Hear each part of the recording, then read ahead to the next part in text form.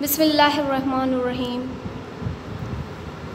ہرا public higher secondary school Sukkur class 5th lecture English. السلام علیکم. Dear students, I am Sabha Mumtaz, teacher of 5th class, and today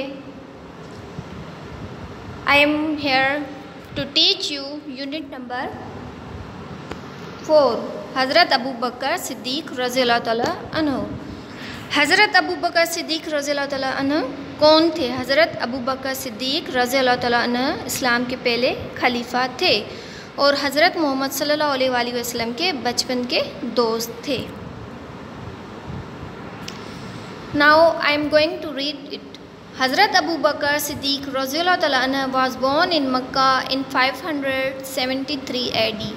حضرت ابو بکر صدیق رضی اللہ تعالیٰ عنہ مکہ میں پیدا ہوئے 573 ہجری میں. He belonged to an honorable family of بنو تمیم. یہ بنو تمیم کے ایک عزت دار خاندان سے تعلق رکھتے تھے.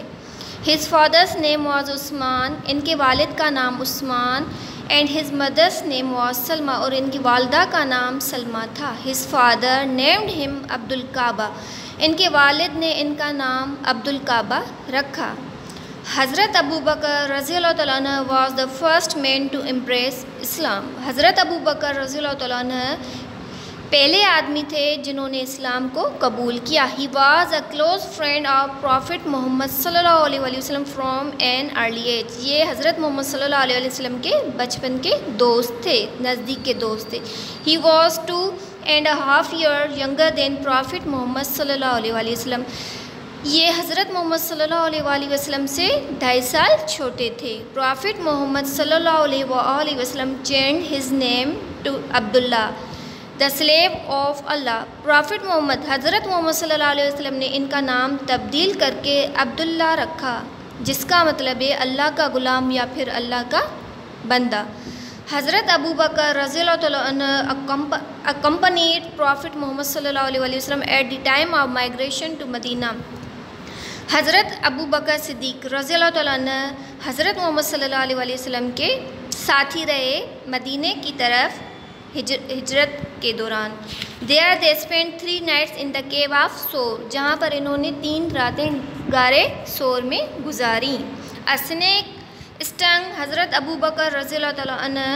ایک سانپ نے حضرت ابو بکر صدیق رضی اللہ عنہ کو ڈنگ مارا. While Prophet محمد صلی اللہ علیہ وآلہ وسلم was asleep with his head in his lap. جب حضرت محمد صلی اللہ علیہ وآلہ وسلم حضرت ابو بکر صدیق رضی اللہ تعالیٰ عنہ کی گود میں سر رکھ کے سو رہے تھے. He chose not to disturb Prophet محمد صلی اللہ علیہ وآلہ وسلم. انہوں نے حضرت محمد صلی اللہ علیہ وآلہ وسلم کو تنگ کرنا نہیں چاہا.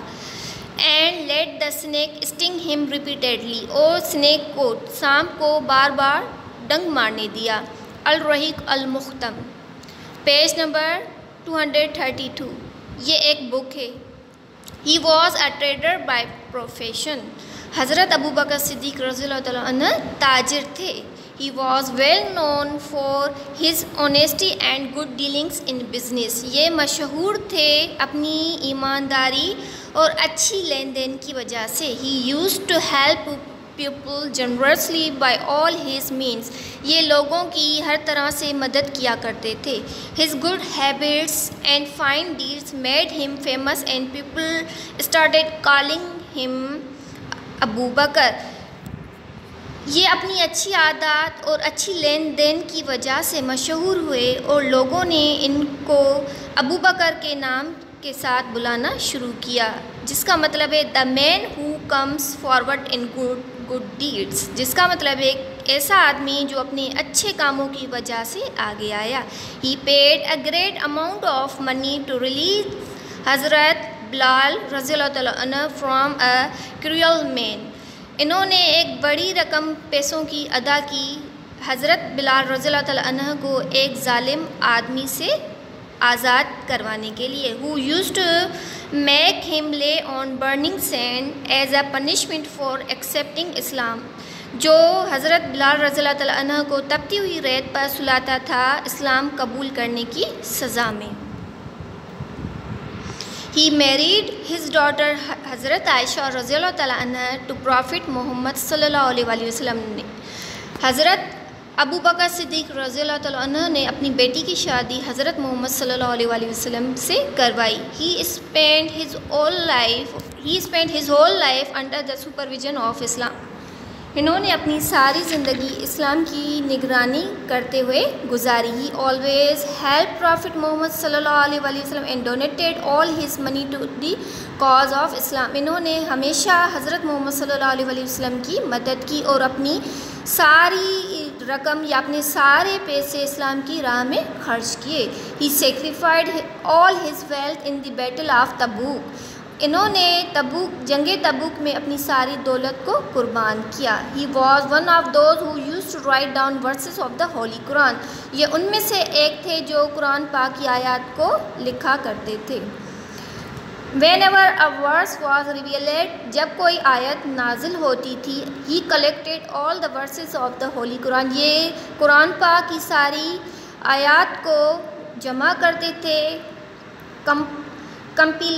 compiled them into one complete book اور ایک بک میں اس کو لکھتے تھے and named it المصحف اور ایک بک میں لکھا اور اس کا نام المصحف رکھا۔ He was the narrator of 142 احادیث. یہ 142 احادیث کے بیان کرنے والے تھے۔ He was called الصدیق the man of truthfulness.